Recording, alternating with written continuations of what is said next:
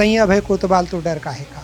अब पता चला वहाँ पे जो टीम ही वही जो उनको तंग कर रही है। लेंसकार्ट में देख लो, उसका मालिक हिंदू बंसल, उसकी जो पत्नी है वो एंटी हिंदू कंटेंट चलाती थी। कितनी पोस्टें सरकार की के प्रति घृणा, यानी हिजाब से प्रेम, तिलक कलावा और सिंदूर से घृणा एक शब्द है बॉलीवुड में, कास्टिंग काउच। और ये कास्टिंग काउच वह जो इस्लामी गैंग है वो चलाती है। मुझे क्यों नहीं टिकने दिया वहाँ, मेरे को मुंबई छोड़ना पड़ा। मेरा अपना एक स्टूडियो था गोरेगांव वेस्ट में।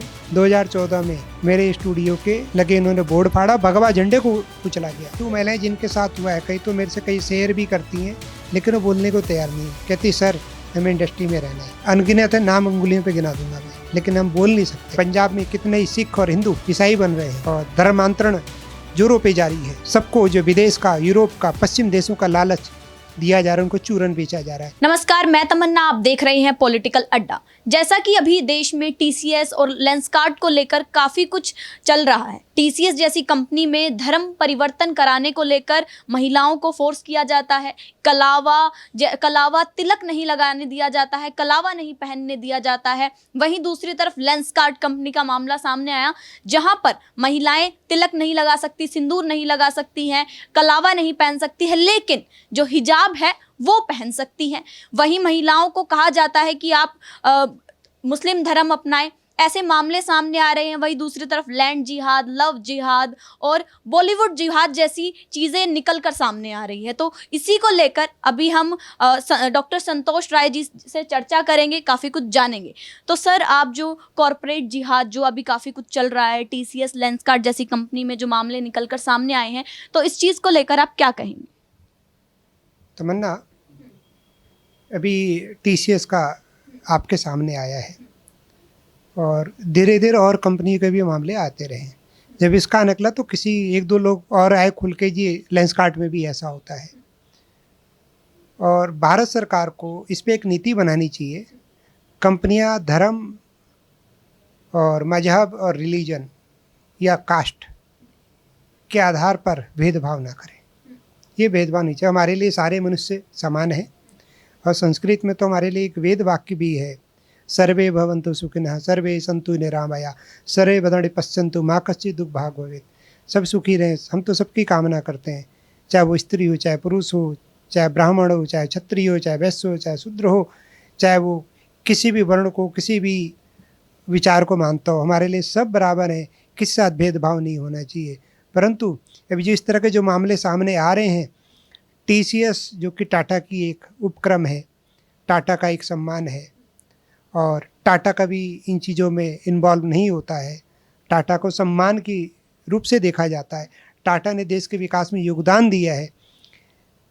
टाटा के पास इतना टाइम नहीं था कि टीसीएस में ये सब चल रहा है, सोए हुए थे।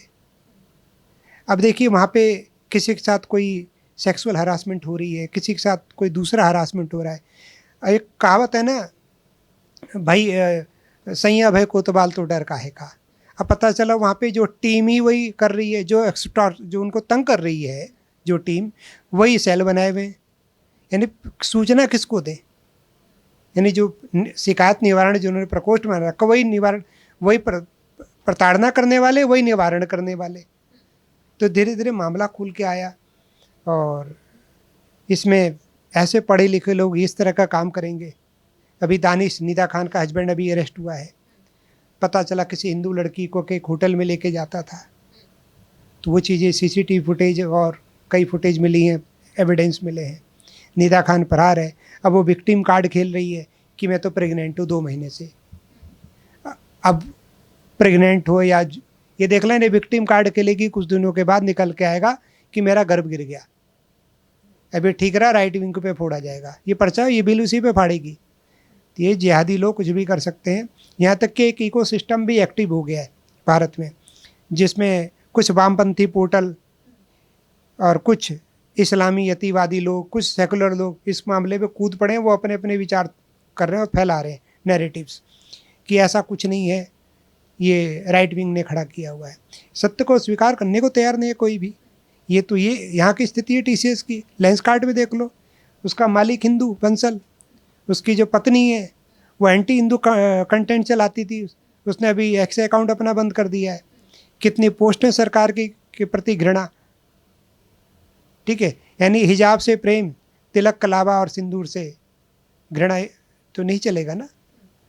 अब पता चला कि उनको चीन की और सऊदी अरब की फंडिंग थी, कोई पार्टनर है यहाँ के। अब सरकार इनका जांच करे, इनकी फंडिंग की, इनके अकाउंट्स ऑडिट कराए, कौन लोग हैं, क्यों कर रहे हैं, इसके पीछे एजेंडा क्या है। कहीं लेंस कार्ड के प्रॉफिट का देशद्रोह में तो इस्तेमाल नहीं हो रहा। और ईडी और सीबीआई इसकी जांच करे और यदि लगे भी देशद्रोही लोग इसमें समर्थन दे रहे हैं, ये नीति क्यों लेके आए, क्या जिन्होंने फंडिंग की इसको उन्होंने ये शर्त रखी थी कि अपनी ये नीति अप्लाई करोगे, तो उसकी एनआईए, सीबीआई और ईडी जांच करे कि कहीं ऐसा तो नहीं कि इस कंपनी का प्रॉफिट देश विरोध में यूज हो रहा हो। और जितने स्टोर हैं, जितने पूर्व कर्मचारी हैं, सबको बुला के पूछताछ होनी चाहिए, प्रेजेंट कर्मचारी, जिससे दूध का दूध पानी का पानी हो जाए। और यदि इन्होंने ऐसा घृणित काम किया है तो इनको दंड देना चाहिए। They should behind the bar. ये तो ये है। और अभी एक टेक महिंद्रा की एक कहानी आई है अभी मुंबई की, वहाँ भी कोई प्रताड़ना हुई है, तो भी कुछ संगठनों ने वहाँ प्रदर्शन किया था। और अब तक हम इस तरह की घटनाएं बॉलीवुड में सुनते थे। एक शब्द है बॉलीवुड में, कास्टिंग काउच। और ये कास्टिंग काउच वह जो इस्लामी गैंग है वो चलाती है मुंबई में। और उस गैंग को समर्थन होता है कुछ वामपंथी जो फिल्म वाले हैं, और कुछ फिल्म एसोसिएशन है, उस पर भी पूरा वामपंथ भरा पड़ा है। ये सब कास्टिंग काउच खास तौर से हिंदू लड़कियों को उसके साथ गलत करते हैं, प्रेशर बनाते हैं, आपको काम चाहिए तो हमारे साथ सोइए, दे ऑफर टू स्लीप। और यदि नहीं करेंगे तो उनको बाइकाट किया जाता है। और यदि कहती नहीं मैं ऐसा नहीं करूँगी, कहते हैं अरे यार तू चिल कर, ये होता है, तेरे को बढ़ना है ना आगे। वो बेचारी क्या करेगी, कंप्रोमाइज़ करेगी। और ये कौन कराता है, बॉलीवुड गैंग।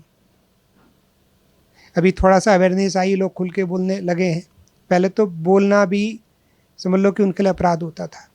फिल्में नहीं, यदि मान लीजिए कोई महिला बोल देगी तो उसको ना तो सीरियल मिलेगा ना फिल्म मिलेगी, वो बाइकाट हो जाती है पूरा। ये मैं तो उस कीचड़ में रह के देखा है, मैंने मुंबई रहा हूँ, मैंने गंद अपनी आँखों से देखी। मुझे क्यों नहीं टिकने दिया वहाँ, मेरे को मुंबई छोड़ना पड़ा। तो इससे जब सब देखता हूँ तो बड़ा दुख होता है, ये देश किस तरफ जा रहा है। क्यों छोड़ना पड़ा आपको मुंबई, क्या था, क्या देखा? मेरी एक फिल्म कंपनी थी, है अभी, तो हम उसमें 2 पार्टनर हैं। मैंने कुछ पैसा लगाया था उसमें। मेरी कंपनी का नाम Brahmashree films and media private limited. मेरा अपना एक स्टूडियो था गोरेगांव वेस्ट में, उस पर बोर्ड हिंदी में लिखा था, मराठी में नहीं था। तो एक बात बताइए, हम हिंदी फिल्में बनाए, हम हिंदी सीरियल बनाए, उससे आप कमाओगे, काम तो महाराष्ट्र के लोगों को मिलता है, मराठी को मिलता है। यानी पूरा बॉलीवुड यानी हिंदी वुड कहाँ पर है, महाराष्ट्र में। तो हिंदी से घृणा, हिंदी से कमाइए, हिंदी से आप सशक्त होइए। काम तो मराठी को मिलता है ना बॉलीवुड में, तो हिंदी से घृणा क्यों, गुंडागर्दी। यहाँ तक कि मेरा बोर्ड मेरी कंपनी का हिंदी में था, भगवा झंडा लगा हुआ था। यही शिव सैनिक 2014 में मेरे स्टूडियो के लगे, इन्होंने बोर्ड फाड़ा, भगवा झंडे को कुचला गया। तो इसलिए मैंने मुंबई छोड़ दिया। अब यही काम हम लोग नोएडा से करते हैं। तो हमने कहा भाई बॉलीवुड बाय बाय। अब बॉलीवुड यहाँ होगा उत्तर भारत में, दिल्ली और यूपी में। तो हिंदुओं से इतनी नफरत, और जो हिंदू महिलाएं हैं जिनके साथ ये हो रहा है, शोषण हो रहा है, उन्हें क्या कहेंगे आप? और ये जो सेकुलर हैं, जो कहते हैं कि हम सेकुलर हैं, उन्हें क्या कहेंगे? हमारी जो हिंदू महिलाएं जिनके साथ हुआ है, कई तो मेरे से कई शेयर भी करती हैं, लेकिन वो बोलने को तैयार नहीं है। कहती सर हमें इंडस्ट्री में रहना है। अनगिनत है, नाम अंगुलियों पे गिना दूंगा मैं, लेकिन हम बोल नहीं सकते। वो आज मैं बोलूँ कल को डिनाई कर देगी, मैं तो फंस गया। ऐसे अनगिनत किस्से हैं।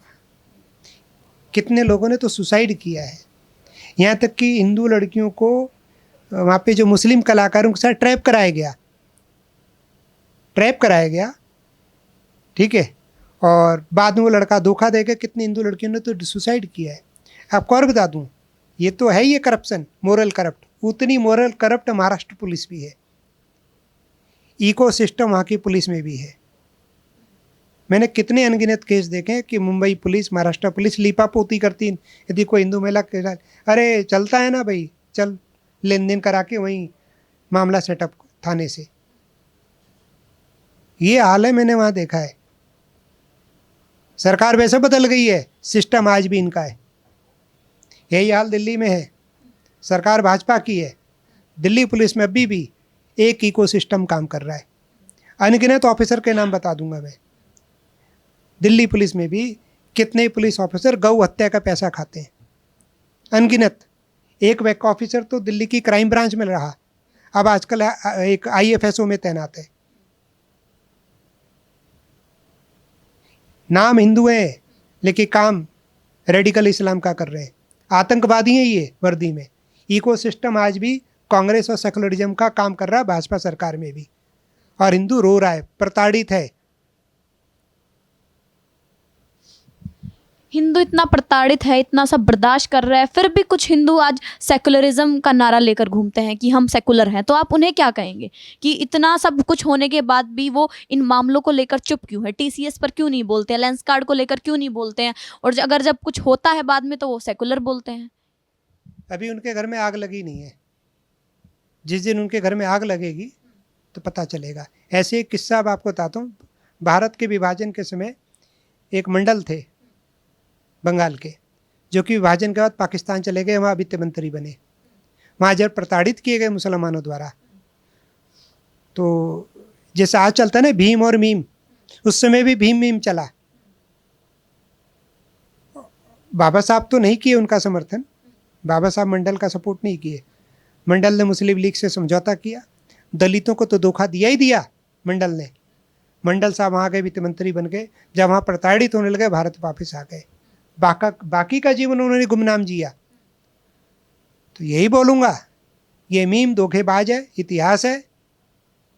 ये सामने से वार नहीं करता, पीछे से वार करता है। तो जो लोग आज सेकुलर हैं वो कल को रोएंगे, जब इनके घर में आग लगेगी तो हमें याद करेंगे कि हमें कोई बचा ले। जब दूसरे घर में आग लगती तो अरे छोड़ो, दे आर कम्युनल, यही बोलेंगे। ये हिंदूवादी लोग पागल होते हैं। हम हिंदूवादी पागल नहीं है, हम मानवतावादी है। हमारे लिए कोई भी आएगा, बीमार होगा, मैं एक पेशे से डॉक्टर हूँ, मरीज आते हैं, मेरे पास हिंदू भी आते हैं, मुसलमान भी आते हैं, क्रिश्चियन भी आता है, मैं उनका धर्म पूछ के इलाज नहीं करता हूँ, क्योंकि मानवता ही कहती है हमारे लिए सब बराबर है। लेकिन ये लोग ये सोचते नहीं है। और जो हिंदू ऐसे हैं, सोच रहे हैं कि ऐसा कुछ नहीं है, तो ये ख्याली पुलाव है। बड़ी विकट स्थिति है। हम जातियों में, वर्ण में और अन्य पंथों में बटे हुए हैं, और इसका लाभ हमारे शत्रु उठा रहे हैं। पूरा पंजाब बर्बाद हो चुका है, ईसाईयत हावी है वहाँ पे। पंजाब में कितने ही सिख और हिंदू ईसाई बन रहे हैं, और धर्मांतरण जोरों पे जारी है। और सबको जो विदेश का, यूरोप का, पश्चिम देशों का लालच दिया जा रहा है, उनको चूरन बेचा जा रहा है। आपका जीवन अच्छा हो जाएगा। आज पंजाब में ना तो हिंदुत्व बचा, ना सिखी बची है। कितने लोगों को तो मैंने देखा पगड़ी और केस में गले में क्रॉस लटका के घूम रहे, हले हुली या चिल्ला रहे। ये मैंने खुद अपनी आंखों से देखा है। वहाँ की जो धर्म प्रचार कमेटी है, चाहे हिंदुओं की चाहे सिखों की हो, वो इस मसले पर चुप है। चाहे SGPC हो, चाहे हिंदू संस्थाएं हो, पंजाब को लूटते और पिटते अपनी आंखों से देख रहे हैं। भारत का ईसाईकरण और इस्लामीकरण जोरों पर है, हम रोक नहीं पा रहे हैं। बड़ी विकट स्थिति है। कुछ राज्य इस पे जागे हैं, चेते हैं, उत्तर प्रदेश है, गुजरात है, सरकारें थोड़ी सख्त भी है, लेकिन बाकी जगह कुछ नहीं चल रहा। आज 22 अप्रैल है। पिछले साल आज ही के दिन पहलगाम अटैक हुआ था, धर्म पूछकर मारा गया था। और तो इस पर आप क्या कहेंगे कि धर्म पूछकर मारा गया? देखिए बेटिया, उन्होंने धर्म पूछ के मारा क्योंकि दे आर ऑन मिशन, वो अपने मिशन पर है कि भारत में गजवाए हिंद करना है, हिंदुओं का समूल नाश करना है। वो उनकी गलती नहीं है, उनकी शिक्षा और उनका करेक्टर वही है। ईसाई है या पारसी है, जैन है, बौद्ध है, या तू ब्राह्मण है, क्षत्रिय, वैश्य है, शूद्र है, क्या है, पिछड़ा है, अगड़ा है, दलित है, हमारे पर होगी या तो मिला सकता करते हैं। लेकिन ये लोग उस ख्याली पुलाव में जी रहे हैं कि एक दिन आएगा गजवा हिंद होगा, भारत पे इस्लामी हुकूमत होगी। उस गजवा हिंद का सपने पाले हुए लोग भारत पे आक्रमण कर रहे हैं, भारत की संस्कृति पे आक्रमण कर रहे हैं, भारत के लोगों की हत्या कर रहे हैं। तो और सख्त नीति की आवश्यकता है। एक सुंदरकांड की एक चौपाई है, जिन मोही मारा तय में मारे, टिट फॉर टैट, ये नीति की आवश्यकता है। हमें गांधी की तरह एक थप्पड़ खा के दूसरा गाल आगे नहीं करना है। जो हाथ हम पे उठे वही हाथ काट दिए जाए उठने से पहले ही। तो इस तरह की सशक्त नीति की आवश्यकता पड़ेगी, तब हम भारत को सुरक्षित और संगठित कर पाएंगे। तो इसी के साथ हमने लव जिहाद, लैंड जिहाद, बॉलीवुड जिहाद और कॉरपोरेट जिहाद जो भी चल रहा है उस चीज़ को लेकर हमने सर से बात की। इसी के साथ और वीडियोस अपडेट के लिए आप देखते रहिए पॉलिटिकल अड्डा।